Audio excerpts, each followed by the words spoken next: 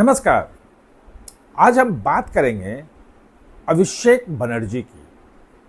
अभिषेक बनर्जी के साथ कल जो कुछ कोलकाता में हुआ, सोनारपुर में हुआ, वो कहीं से भी लोकतंत्र के लिए ठीक नहीं लग रहा है। एक मौजूदा एमपी के साथ जिस ढंग से मारपीट हुई और अंडे फेंके गए, और अभिषेक बनर्जी ने कहा कि मेरी जान को खतरा है। यही नहीं, ममता बनर्जी देखने पहुंच गई वहां पे। तृणमूल के तमाम लोग जो हैं, कल्याण बनर्जी से लेके सब लोग इसको भाजपा की साजिश और शुभेंदु अधिकारी सरकार की साजिश के इलाज नहीं होने दे रहे हैं। और अब जो है वो दूसरे जो विपक्ष के नेता हैं, राहुल गांधी से लेकर मल्लिकार्जुन खड़गे तक सब सक्रिय हो गए हैं कि जो अभिषेक बनर्जी के साथ हुआ है वो गलत है और ये एक साजिश के तहत उनको मारने की साजिश थी, लोकतंत्र के खिलाफ था। अभिषेक बनर्जी ने कहा कि हम अब हाई कोर्ट जाएंगे, सुप्रीम कोर्ट जाएंगे। लेकिन क्या जो दिख रहा है वही है या इसके पीछे की कहानी कुछ और है? जो कहानी है वो अगर आप सुनेंगे और समझेंगे तो निश्चित रूप से चौंक जाएंगे। और जो नतीजा मैं बताऊंगा आपको कि इस कहानी का नतीजा क्या है, इसके पीछे का सच क्या है, तो आप भी मुतमईन होंगे कि सचमुच में सच तो यही है। और उसी सच को आज हम, जितनी घटनाएं हो रही हैं, जितनी बयानबाजी आई है, उस सब के बीच में बिटवीन द लाइंस इसी सच्चाई को आज हम समझने की कोशिश करेंगे। तो सबसे पहले कि जो मारपीट हुई उसके पहले उन्हें एक नोटिस देने के लिए सीआईडी पहुंची थी और सीआईडी ने उनको 1 जून को तलब किया है कि आप आइए, आपसे पूछताछ होगी। वो सिर्फ सिंपल नोटिस नहीं है, वो भी बहुत गंभीर मामला है। उसको समझेंगे तो पूरे जो चीजें हुई हैं, जो सीक्वेंस ऑफ इवेंट हैं, वो सब आपको अनफोल्ड होना शुरू हो जाएगा। क्योंकि लोग उसकी चर्चा ही नहीं कर रहे हैं, सिर्फ कह रहे नोटिस दिया। नोटिस किस बात का था भाई? सीआईडी अपने आप किसी को नोटिस देती है क्या? वो है विधानसभा के भीतर विधायकों के फर्जी हस्ताक्षर का। क्योंकि विधायक के जो हस्ताक्षर देकर के जो नोटिस दिए जाते हैं, वो तृणमूल कांग्रेस के कई विधायकों के फर्जी नोटिस है। पूरी कहानी एक बार मैं अलग से इसको बताऊंगा, अभी उसमें नहीं उलझते। अभी मूल मुद्दा है कि अभिषेक बनर्जी के साथ जो मारपीट हुई उसकी। तो वो नोटिस गंभीर है, क्योंकि अगर आप किसी भी विधायक का फर्जी साइन करके देते हैं तो ये गंभीर मामला है और सजा हो सकती है उसमें, और इस केस में बहुत मुश्किल उनको हो जाएगा। उसके बाद नोटिस के 3-4 घंटे बाद वो पहुंच गए सोनारपुर, जहां उनके साथ मारपीट हुई। अब एक बात यह है कि आपने कल्याण बनर्जी को सुना है, आपने सबको सुना कि पुलिस नहीं आ रही है, उनकी सिक्योरिटी छीन ली गई है, और सिक्योरिटी होती तो नहीं होता, उनको जानबूझ के सिक्योरिटी नहीं दी गई, जानबूझ के पुलिस नहीं गई, क्योंकि सरकार की साजिश है उनको मारने की। तो हकीकत तो यह है कि उनके पास पहले से जो Z+ सिक्योरिटी है वो मिला हुआ है। Z+ सिक्योरिटी खत्म नहीं हुई। Z+ सिक्योरिटी में 55 कमांडो होते हैं, पुलिस के और अर्धसैनिक बलों के कमांडो भी उसमें होते हैं। बाकी होता है कॉर्डनर फेरिया होता है, आगे उनकी एक पायलट गाड़ी चलती है। Z+ सिक्योरिटी बहुत बड़ी सिक्योरिटी है। खैर, एक कहानी ये भी है कि उनको Z+ सिक्योरिटी मिली थी कि 2015 में उनको एक थप्पड़ मार दिया गया था, और जो थप्पड़ मारा वो गायब है, उसका कहते हैं मर्डर हो गया है, कहीं कुछ हुआ नहीं। जो थप्पड़ मारने वाला बताते हैं कि तृणमूल कांग्रेस का ही कार्यकर्ता था। और खैर, एक थप्पड़ मारने के एवज में Z+ सिक्योरिटी मिलने की शायद आज़ाद भारत की ये पहली घटना होगी। जो भी है, लेकिन Z+ सिक्योरिटी उनकी हटी नहीं है। दूसरी बात कि जो सिक्योरिटी हटी है वो एक्स्ट्रा सिक्योरिटी थी, जैसे सीएम की सिक्योरिटी होती है, जैसे बाकी पीएम की सिक्योरिटी होती है, HM, उस लेवल की सिक्योरिटी उनके अलग से लगाई गई थी, जिसमें उनके घर के बाहर एकदम परमानेंट जो है पिकेट लगा दिया गया। वहाँ सैकड़ों पुलिस वाले दिन तैयार रहते थे, सीसीटीवी के साथ रहते थे, वहाँ तमाम गजट पुलिस के रखे हुए थे, जैसे एक किले के रूप में सीएम का होता है, बाकी होता है, बिल्कुल हाई प्रोफाइल वो सिक्योरिटी थी। उस सिक्योरिटी की जरूरत थी नहीं, क्यों दी गई, किस बात का खतरा था? अगर वो एक थप्पड़ का खतरा था तो थप्पड़ पे जेट प्लस सिक्योरिटी मैंने कहा कि भाई आज़ाद भारत में शायद पहली बार मिला हो, मुझे ध्यान नहीं है। अब है क्या कि अगर जेड प्लस सिक्योरिटी वाला आदमी कहीं जाता है, कहीं भी ट्रैवल करता है, तो वहां थाने में सूचना दी जाती है कि हम वहां इतने से इतने बजे जा रहे हैं, या किसी भी राज्य में जाता है, कहीं भी जाता है, ताकि उसको वहां सिक्योरिटी उपलब्ध कराया जा सके। कई लोगों को स्टेट के भीतर ही सिक्योरिटी होती है, स्टेट के बाहर नहीं होती है, तो दूसरे जगह पे नहीं किया जाता है। लेकिन जिनको सिक्योरिटी होती है, चाहे बाई हो, चाहे जेड हो, चाहे कहीं भी हो, अगर वो देश के दूसरे हिस्से में ट्रेवल कर रहे होते हैं तो वहां सूचना देते हैं कि हम यहां से यहां ट्रेवल कर रहे हैं, ताकि वहां भी उनको सिक्योरिटी दी जाए। अब पूरे घटनाक्रम में आप ये देखेंगे कि अभिषेक बनर्जी ने जेड प्लस सिक्योरिटी के बावजूद क्या वहां थाने को सूचना दी थी कि हम आ रहे हैं, और हमारा जो एक कार्यकर्ता जिसकी मौत हो गई थी चुनाव रिजल्ट के दिन, हम उसके घर मिलने आ रहे हैं? ये सूचना थी? मैंने किसी भी तृणमूल नेता कहीं से भी सुना नहीं है कि सूचना उन्होंने दी थी। दूसरी बात यह है कि जो हमने मारपीट का वीडियो देखा और आपने हम भी देखा, वो मोटरसाइकिल पे जा रहे थे।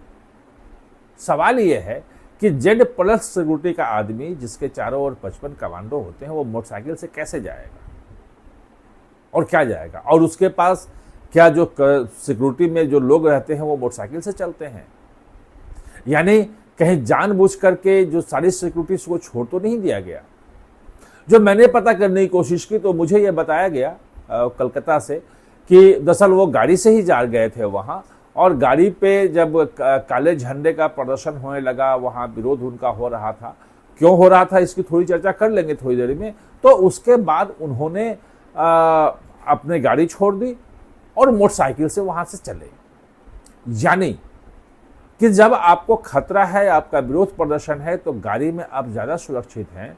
गाड़ी छोड़ के आप ओपन मोटरसाइकिल में आगे आने की और ज्यादा एक्सपोज हो गया, अपने आप को खुद को हवाले किया कि हाँ लो हमारे ऊपर अंडे फेंको ताकि हमें लगे, वरना गाड़ी में लगता। हमारे शर्ट के कपड़े फाड़ दो। और जो उनके क्लोज सिक्योरिटी वाला जो सिक्योरिटी मैन था, आपने देखा कि वो उसका बचाव कर रहे थे। अब एक बात और भी आती है कि आपने वीडियो में देखा कि उनको वो बचने के लिए, अंडे से और बाकी चीजों से बचने के लिए एक हेलमेट लगाए हुए हैं। भाई मोटरसाइकिल चलाएंगे तो हेलमेट होगा, जिसने मोटरसाइकिल दिया होगा उसने हेलमेट दिया होगा।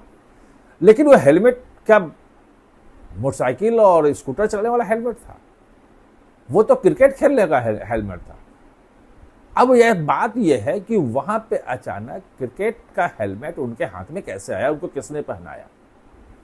क्या उनके सिक्योरिटी वाले लोग वो हेलमेट लेके चल रहे थे, या अभिषेक बनर्जी खुद वो हेलमेट लेके चल रहे थे? क्या ऐसा सचमुच में है? और नहीं तो क्यों? एक बड़ा सवाल है। दूसरी बात यह है कि जब वहां पहुंचते हैं वो, और वहां जब वो बात करते हैं पहुंच के, तो वो कहते हैं कि देखो मुझे जान से मारने की तैयारी थी। जब कार्यकर्ता घर पहुंच जाते हैं और वहां पे संजू चंद्राकर ऐसे कुछ नाम है उसका, उसे घर जब पहुंच जाते हैं तो वहां पे कैमरा वाला बुला के, कैमरा वहां पे होता है, वो कहते हैं मुझे जान से मारने की पूरी साजिश थी, मुझे जान से मारने की कोशिश की गई, मैं हाई कोर्ट और सुप्रीम कोर्ट जाऊंगा। यानी कि ये पूरे घटनाक्रम का आप देख लें, अगर विश्लेषण सिर्फ करना है, मैं उसमें किसी पे आरोप प्रत्यारोप नहीं लगा रहा हूं, तो यहां तक बात पहुंची। लेकिन उस वक्त भी जब बोल रहे थे तो निश्चित रूप से बदहवास थे, शर्ट के बटन टूटे हुए थे, और वो वीडियो में आप देख सकते हैं। लेकिन आराम से बात कर रहे थे, कहीं कोई ऐसी इंजरी नहीं दिख रही थी जिसमें उनको मतलब आईसीयू में भर्ती करवाना पड़े, इमरजेंसी में भर्ती करवाना पड़े। लेकिन उसके बावजूद भी उनको एक इमरजेंसी में एक हॉस्पिटल ले जाया गया, और वहां जब उसने कहा कि भाई कोई सीवियर इंजरी नहीं है, भर्ती की जरूरत नहीं, तो वहां से निकल आए। और उसके बाद फिर अपोलो हॉस्पिटल, दूसरे हॉस्पिटल में पहुंच गए। रात में वहां से भी छुट्टी हुई, और कल्याण बनर्जी का वीडियो पूरा चला हर चैनलों पे और सोशल मीडिया पे, हर जगह मैं देख रहा था कि सरकार दबाव बना रही है कि कोई हॉस्पिटल इनको भर्ती ना करे। यानी कि ये जो पूरी पटकथा थी वो कहीं लिखी हुई तो नहीं थी कि इस ढंग से करनी है। और रात में खैर वो घर भी पहुंच गए, ममता बनर्जी भी पहुंची। पूरा एक सीन क्रिएट करने की बात होती है, वो सीन क्रिएट किया गया वहां पे, और वो हमने पूरा देखा है। अब बात यह है कि अभिषेक बनर्जी खुद क्या कह रहे थे ये भी समझेंगे, फिर आपको बाकी मैं निष्कर्ष बताऊंगा कि पूरा क्या हुआ है। भाई तो वो खुद बोल रहे थे कि 4 मई को रिजल्ट आने दो और देखता हूं कि केंद्र से कौन आके तुम्हें बचाता है। और खासतौर पर उस एरिया के 4 विधानसभा जहां पे पिछली बार बीजेपी जीती थी, वहां के लोगों को संबोधित किया था कि भाई पिछली बार तो हमने छोड़ दिया, लेकिन इस बार मैं अपने हाथ में लूंगा और जो जो वोट डालेगा बीजेपी को सबका हिसाब होगा। अब जब खुद अभिषेक बनर्जी खुलेआम माइक से सबके सामने बोल रहे हों तो उनके लोग वहां क्या क्या कर रहे होंगे आप सोच सकते हैं। भाई जिसकी हत्या हुई उसके बारे में भी कहा जाता है कि वहां पे जो है वो हफ्ता वसूली का काम करता था, लोगों से पैसे जबरन वसूलता था, मारपीट करता था, मतलब गलत व्यवहार करता था। और उसके बाद जब भाजपा जीती तो लोगों का गुस्सा निकला, स्वतः स्फूर्त गुस्सा था। और आप अभिषेक बनर्जी जो लोगों को धमकी दे रहे थे कि 4 तारीख को रिजल्ट आएगा और तृणमूल की सरकार बनेगी और फिर तुम्हें कौन बचाएगा, तृणमूल की सरकार तो बनी नहीं। अब सवाल यह है कि आप अपनी ही बात अपने ऊपर क्यों नहीं लागू करते हैं कि भाई आपको कौन बचाएगा। ये जो कौन बचाएगा, जो उनके ऊपर खतरा है और तृणमूल के तमाम नेताओं के ऊपर खतरा है, क्योंकि जनता का गुस्सा जो है 15 साल का वो फूट रहा है उनके लोगों पे। जो कट बने लिया गया, जो उनके साथ जो व्यवहार हुआ, जो अत्याचार हुआ, ये सबका गुस्सा फूट रहा है। तो उनको एक बचाव के लिए चाहिए कि एक चाक चौबंद व्यवस्था ऐसी चाहिए कि भाई जरा सा भी खतरा हुआ तो ये हो जाए कि देखो हमने पहले कहा था हमारी जान को खतरा था और सरकार हमें नहीं बचा पाई। तो निष्कर्ष ये है कि वो हाईकोर्ट जाएंगे, सुप्रीम कोर्ट जाएंगे, और जिस ढंग से पहले उनके घर के चारों तरफ व्यवस्था थी, जो उनका तामझाम सड़कें खाली करवा दी जाती थी, वो जहां जाते थे, वो व्यवस्था कहीं ना कहीं से फिर से वो लागू करने के लिए सुप्रीम कोर्ट में, हाई कोर्ट में गुहार करेंगे। और शुभेंदु सरकार नई है, वो दबाव में आएगी, पूरे देश में मुद्दा बन रहा है, तमाम विपक्षी दल बोल रहे हैं, तो ये मुद्दा भी बनेगा कि भाई इनके ऊपर एक सांसद भी हैं और इनके ऊपर जान पे खतरा है, इस ढंग से मारपीट हुई है, आईसीयू तक में भर्ती हो गए और सरकार कुछ नहीं कर रही है। तो कहीं सरकार दबाव में आ जाए, केंद्रीय गृह मंत्री अमित शाह दबाव में आ जाए, उनकी सुरक्षा जो है वो और ज्यादा कड़ी कर दी जाए, उनका सुरक्षा पहले का जो तामझाम था वो कहीं ना कहीं फिर से ला दिया जाए। ये इसके पीछे सारी चीज जो मैंने आपको बताया सीक्वेंस, उससे ये निष्कर्ष निकलता है। बाकी आप कुछ समझदार हैं, आप हमारे साथ जुड़े, इसके लिए बहुत बहुत धन्यवाद।